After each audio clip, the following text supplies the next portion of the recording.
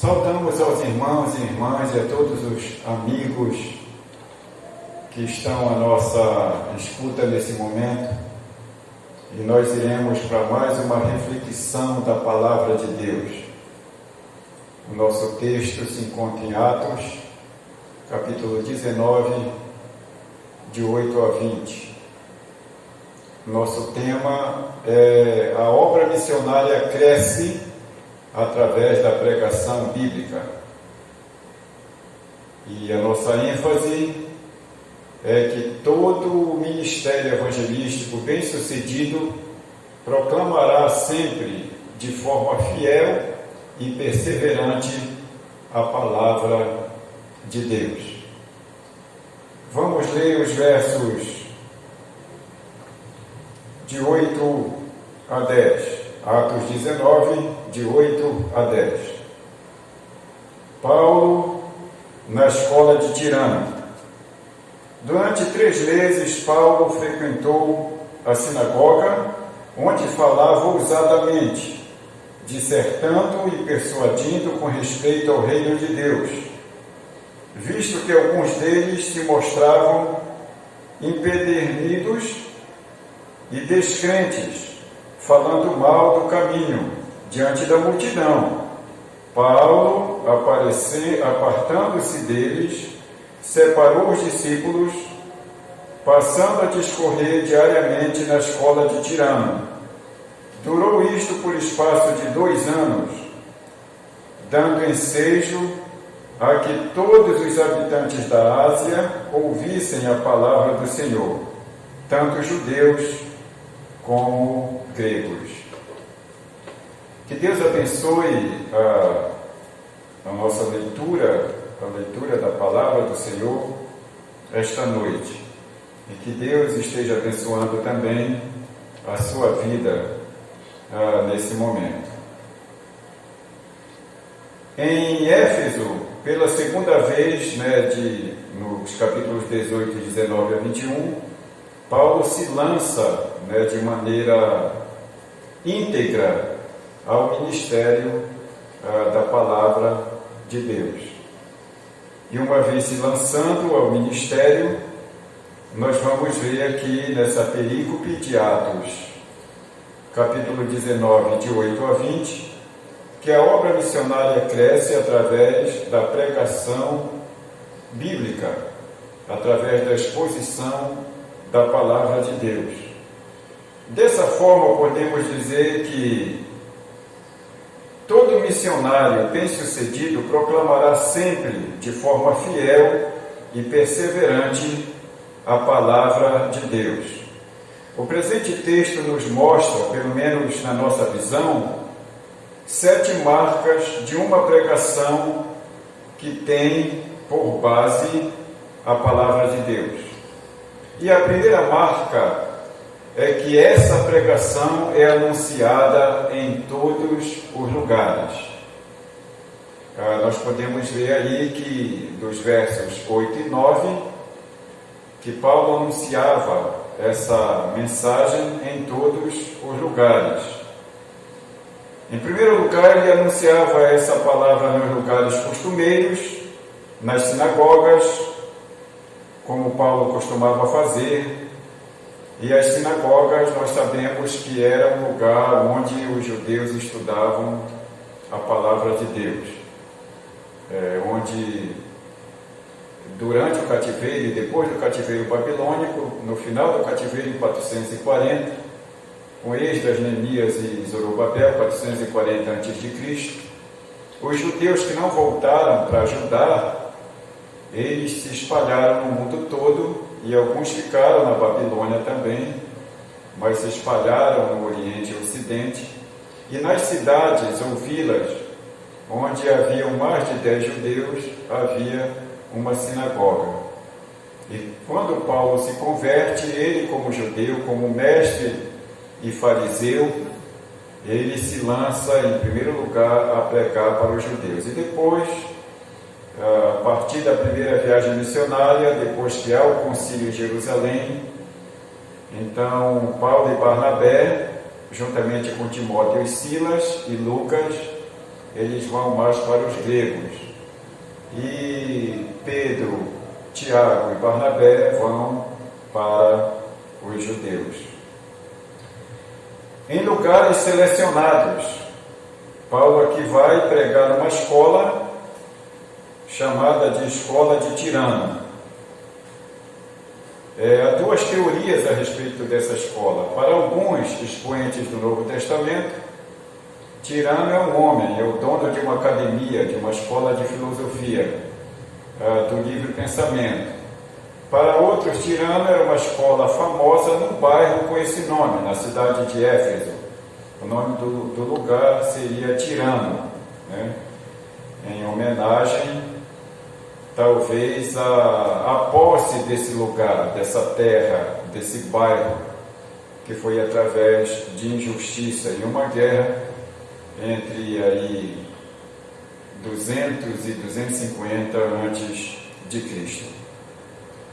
Mas o certo é que Paulo pregava nesses lugares selecionados, nos mais diferentes lugares, na beira de um rio, como podemos ver em Filipos, né, em Atos 16:13, quando ele prega e Lídia se converte, e também em praça pública, como em Atenas, no capítulo 17, verso 17, e também no lugar de grande discussão filosófica e religiosa, no Areópago, em Atenas. Podemos ver isso em Atos 17, 22. Então, essa pregação é anunciada em todos os lugares. E aí podemos ver lugares costumeiros, sinagogas, em lugares selecionados, na escola de Tirano e nos demais e diferentes lugares, como ele pregou em Atenas e até à beira de um rio em Filipos. A segunda ideia que temos é que essa pregação é anunciada sem limite de tempo. Podemos ver isso nos versos 8 a 10. Nós podemos ver aqui no verso 10. Aqui nós temos aqui um tempo. E nós podemos ver que essa pregação ela durou 3 meses na primeira investida. Depois ela dura 2 anos, e depois essa pregação, de uma vez só, ela vai por várias horas. No verso 20, por exemplo, podemos ver que Paulo prega em Troade, e Eutico cai da janela, né, de uma casa. E Paulo precisava viajar, mas precisava pregar todo o desígnio de Deus. E a Bíblia diz que já passava da meia-noite quando isso aconteceu. Então, essa pregação é anunciada sem limite de tempo. E não que os nossos cultos não tenham um tempo determinado, mas para um missionário que chega em determinado lugar, e há pessoas que não querem ouvir a palavra, mas há pessoas que querem ouvir, então essa mensagem, essa pregação, ela pode ficar um pouco longa, dependendo da necessidade. Em terceiro lugar, essa pregação é anunciada com ousadia. O verso 8 diz isso. De forma vigorosa, com entusiasmo, essa mensagem deve ser anunciada. De forma dissertativa, ou seja, apresentada de maneira apologética, é o que diz o verso 8. De forma persuasiva, ou seja, fazendo aplicações à vida dos ouvintes, respondendo, tendo um feedback se os ouvintes haviam entendido ou não. Parece que em determinados momentos isso acontecia. A tradição ela vai conjecturar isso quando essa questão de Paulo pregar na escola de Tirano. Provavelmente essa escola, pela manhã, ela atendia os alunos de filosofia e à tarde ela era cedida para Paulo. Esse espaço era cedido para Paulo para que ele anunciasse o Evangelho. E a Bíblia diz que todos os dias ele fez isso por cerca de 2 anos, por cerca de 3 meses também. E de forma persuasiva, fazendo aplicações à vida dos ouvintes, podemos ver isso. Então, o Evangelho não é que a persuasão esteja no controle do pregador, do orador, que isso também é importante, que o pregador articule bem a palavra, mas nós entendemos que o poder, quem convence é o Espírito Santo. Daí a ideia de persuasão. Em quarto lugar, essa pregação é anunciada a todos. Podemos ver o verso 9 e 10. Durou isso por espaço de 2 anos, dando anseio a que todos os habitantes da Ásia ouvissem a palavra do Senhor, tanto judeus como gregos. Isso aqui, de maneira histórica, é comprovado que a igreja de Éfeso, as 7 igrejas da Ásia, elas vão surgir a partir do crescimento do Evangelho em Éfeso, aqui onde se localiza a nossa leitura. Então a igreja de Éfeso surgiu desse ministério. Todos os habitantes da Ásia ouviram o Evangelho. O verso 10 e o verso 26. E também Colossenses 1,6 diz o seguinte: que chegou até vós, como também a todo mundo está produzindo fruto e crescendo, tal qual acontece entre vós. Paulo está dizendo aos Colossenses que em todo mundo também está chegando esse avivamento através da pregação. Todos, sem distinção, ouviram a mensagem, tanto judeus quanto gregos. O verso 10 diz isso. E dando ensejo a todos os habitantes da Ásia, que eles ouvissem a palavra do Senhor e fossem convertidos em nome de Jesus. Em quinto lugar, nós podemos ver que essa pregação, ela é anunciada com efeitos extraordinários. Podemos ver isso do verso 11 ao verso 16. Essa pregação é anunciada com milagres e maravilhas. Podemos ver em Lucas 8,44 a cura da mulher enferma, que há 12 anos sofria de uma hemorragia. E vocês sabem que ao tocar com fé na vestimenta de Cristo, ela foi curada. Em Atos 5, verso 15, diz que os apóstolos faziam muitos milagres, curando vários enfermos. E aqui nos versos 11 e 12, diz que Deus, pelas mãos de Paulo, fazia milagres extraordinários, a ponto de levarem os enfermos lençóis e aventais do seu uso pessoal, e diante dos quais as enfermidades fugiam das suas vítimas. E assim também os espíritos malignos se retiravam. Essa pregação revela os cristãos genuínos e os falsos. Os versos 13 e 15 vão mostrar isso. Que alguns judeus exorcistas ambulantes, no caso 7 filhos de um sacerdote chamado Seva, tentaram invocar o nome do Senhor Jesus sobre os possessos. E eles invocaram dizendo o seguinte, que eles expulsavam aqueles demônios em nome do Jesus que Paulo pregava. E em uma das casas, uma das pessoas possessas, o demônio se revolta contra eles e diz as seguintes palavras: conheço Paulo e sei quem é Jesus, mas vocês não conhecemos. E esse demônio dá uma surra muito grande nesses 7 homens, e eles correm nus pela cidade, e texto vai dizer que isso vai encher a cidade de temor e tremor. Muitos creram e foram libertos de seus pecados. Verso 18 e 19. Muitos creram e confessaram publicamente o seu pecado e reuniram seus livros de ocultismo e os queimavam. Que maravilha! Isso é a glória de Deus. Então essa pregação ela é anunciada provocando reações. Alguns se tornam insensíveis, descrentes e falam mal do Evangelho.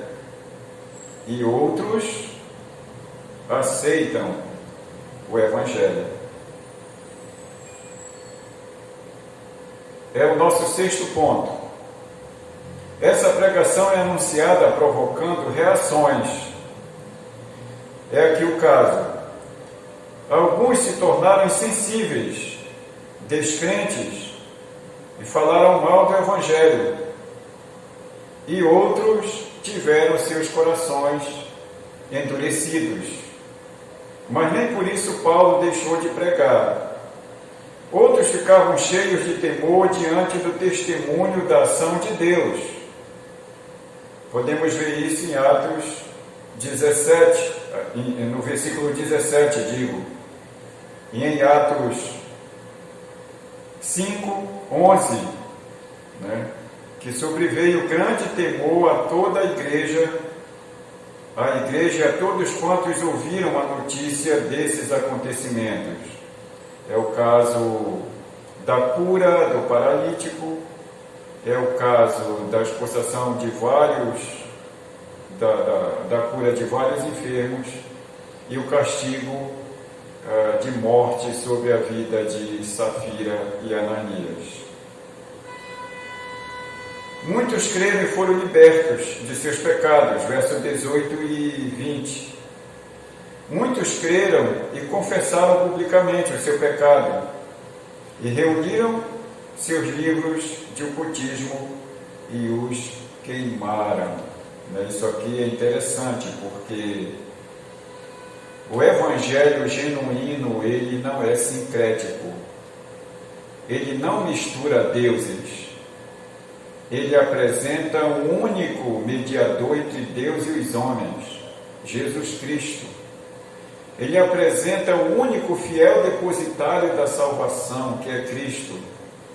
Ele apresenta o único que pode abrir os nossos corações e deixá-los sensíveis, que é o Espírito Santo através da palavra de Deus. E essa reação nós podemos ver que acontece hoje em nosso meio. Nós temos aí dentro dos movimentos evangélicos e também no nosso Brasil e no mundo todo, pessoas que de fato são porta-vozes do Evangelho, mas outros infelizmente são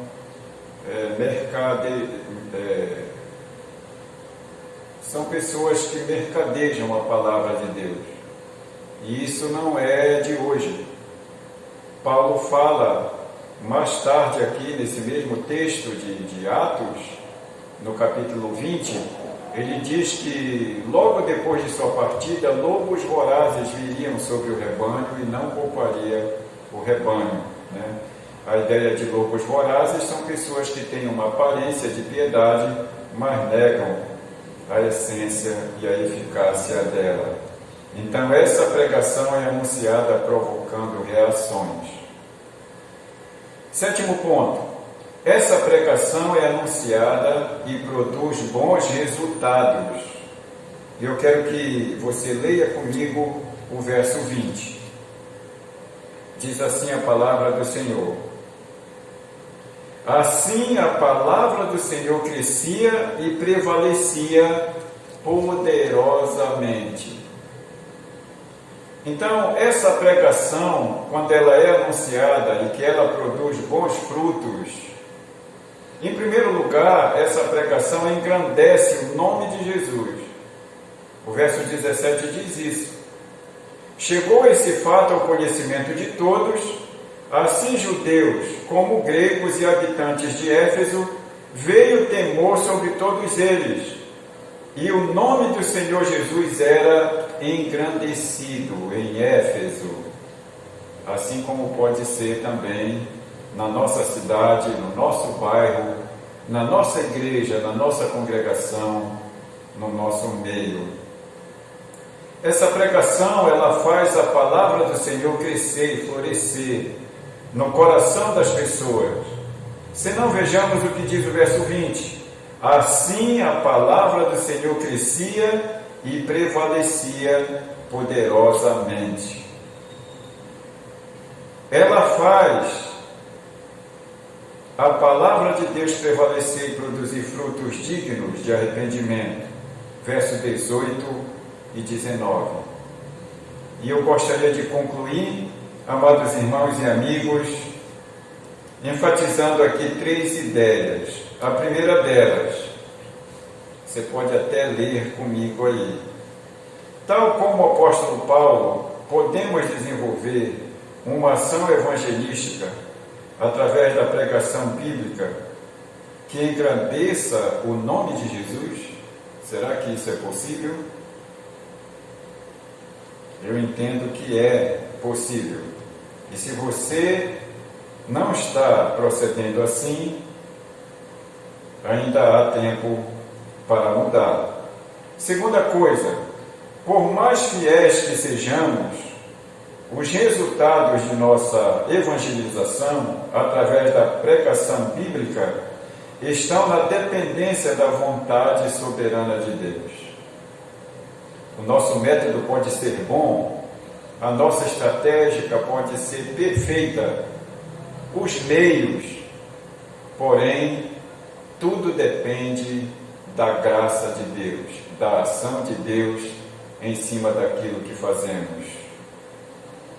Terceira ideia, quando a palavra de Deus é pregada com fidelidade, ela pode abalar uma cidade inteira e fazer poder e maravilhas pelas mãos de seus servos. Que Deus, precioso irmão e preciosa irmã e querido amigo, faça maravilhas através da sua mão, através da sua vida. Que Deus te use para a glória do seu grande nome e que Ele nos abençoe. No nome de Jesus. Amém.